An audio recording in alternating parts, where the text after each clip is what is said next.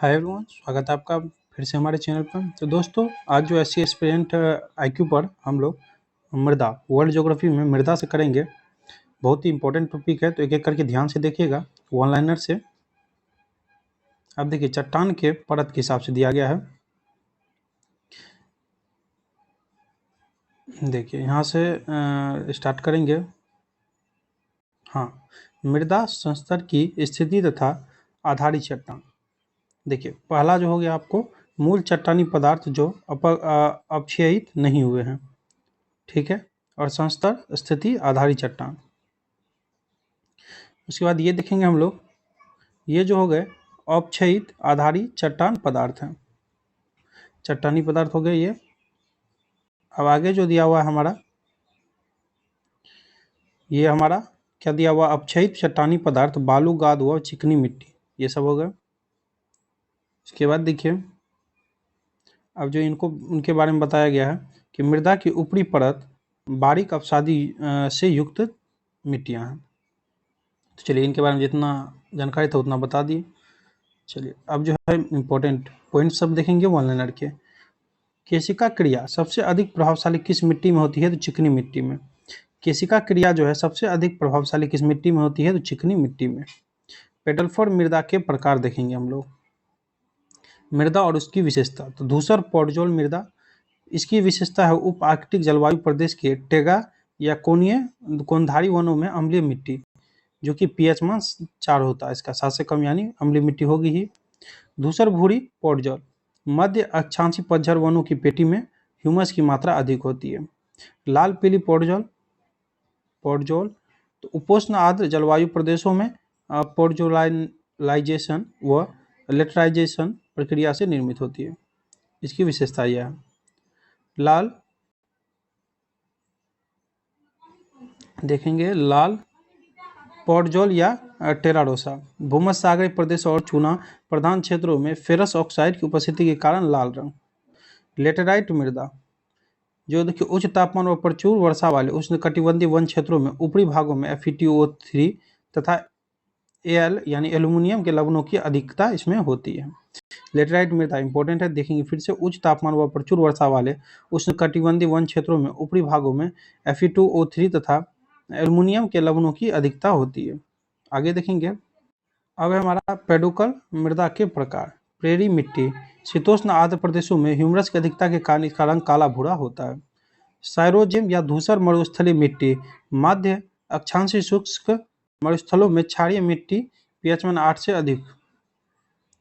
Chernozem देखेंगे, सर्वाधिक उपजाऊ और भुरभुरी मिट्टी, ह्यूमस की अधिकता के कारण इसका रंग काला होता है। बिल्कुल, चेरनोजम का सर्वाधिक उपजाऊ और भुरभुरी मिट्टी, ह्यूमस की अधिकता के कारण इसका रंग काला होता है। लाल चेस्टनट और लाल भूरी मिट्टी, मिट्टी सवाना प्रदेश के अर्धशुष्क भागों में पाई जाती है। चेस्टनट देखेंगे, चेरनोजम मिट्टी के शुष्क भागों में गहरे भूरे रंग की होती है। लाल मरुस्थलीय मिट्टी, यह उष्णकटिबंधीय शुष्क मरुस्थलीय प्रदेशों की मिट्टी की होती है। लाल मरुस्थलीय मिट्टी के बारे में क्या कहा है? यह उष्ण कटिबंधीय शुष्क मरुस्थलीय प्रदेश की मिट्टी की होती है। टुंड्रा प्रदेश की मिट्टी, अल्पविकसित मृदा जिसमें जैव तत्वों व महत्वपूर्ण खनिजों का अभाव होता है। टुंड्रा प्रदेश की मिट्टी, अल्पविकसित मृदा जिसमें जैव तत्व व महत्वपूर्ण खनिजों का अभाव होता है। आगे देखेंगे, मृदा अपरदन को किस प्रक्रम द्वारा नियंत्रित किया जाता है? तो मृदा संरक्षण द्वारा। ये बहुत पूछता है, मृदा अपरदन को किस प्रक्रम द्वारा नियंत्रित किया जाता है?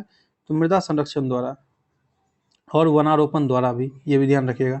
मृदा निक्षालन किस भौगोलिक क्षेत्र की बड़ी समस्या है? तो उष्ण कटिबंधीय वर्षा वन प्रदेशों की। मृदा निक्षालन किस भौगोलिक क्षेत्र की बड़ी समस्या है? तो उष्ण कटिबंधीय वर्षा वन प्रदेश की। टेराडोसा का प्रारूपिक विकास उस भूभाग में होता है जहां चूना पत्थर पाया जाता है। टेराडोसा का प्रारूपिक विकास उस भूभाग में होता है जहां चूना पत्थर पाया जाता है। रेंडजीना, टेराडोसा व टेराडोक्सा मिट्टियां किसके अंतर्गत आती है? तो कैल्शियम युक्त मिट्टियों के अंतर्गत। रेंडजीना, टेराडोसा व टेराकोसा मिट्टियां किसके अंतर्गत आती है? तो कैल्शियम युक्त मिट्टी के अंतर्गत। मृदा अपरदन के प्रत्यक्ष या अप्रत्यक्ष कारक, तो वनों की कटाई, अति पशुचारण, अवैज्ञानिक कृषि, रासायनिक उर्वरक, कीटनाशकों का अधिक प्रयोग कर लेना, अधिक सिंचाई करना, बांधों का निर्माण, बहुउद्देशीय परियोजना, जल प्रवाह की समस्या, हरित क्रांति के विविध अवयव, नगरीकरण, औद्योगिकरण, सड़क निर्माण, खनन कार्य आदि। ये सब जो हो गए मृदा अपरदन के प्रत्यक्ष या अप्रत्यक्ष कारक है। बिल्कुल है, इन्हीं के द्वारा तो दिक्कत होती है, मृदा अपरदन होता है।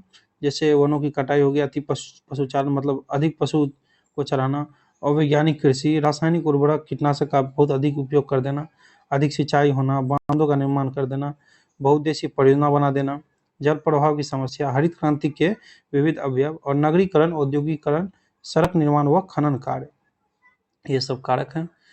नीचे दिया हुआ है हमारा कोनधारी वन प्रदेशों में पाई जाने वाली मिट्टियों को पोडजल के नाम से जाना जाता है। अभी हम लोग पढ़े भी थे पोडजल क्या था, वो कह रहा है पोडजल जो है आपको कोनधारी वन, ये ध्यान रखिएगा, कोनधारी वन प्रदेशों में पाई जाने वाली मिट्टियों को पोडजल कहते हैं।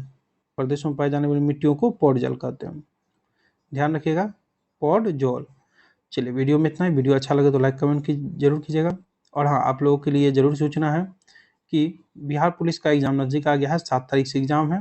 तो जिस दिन से 15 दिन बचेंगे उस दिन से हम लोग एक सीरीज चालू करेंगे 15 दिनों का, जिसमें बिहार पुलिस का जो कांस्टेबल का एग्जाम है उसके सिलेबस के आधार पर कम से कम 15 से 20 टॉपिक टच करेंगे, जिसमें जरूर से जरूर क्वेश्चन आपको हर एक टॉपिक से एक एक देखने को जरूर मिलेगा, 1 से 2 जरूर देखने को मिलेगा। वैसे वैसे टॉपिक को कवर करेंगे, जैसे 2011 जनगणना से पूछता ही है बिहार पुलिस में, बिहार जीके से पूछता ही है, ऐसे ऐसे मेन टॉपिक है जिससे आपको पूछते ही पूछते हैं। उसके बाद आपको हो गया दर्रा से, वन्य जीव अभ्यारण्य से, ये सब ऐसे ऐसे मोस्ट इंपॉर्टेंट टॉपिक जो है आप लोगों को करते चलेंगे 15 दिनों के लिए।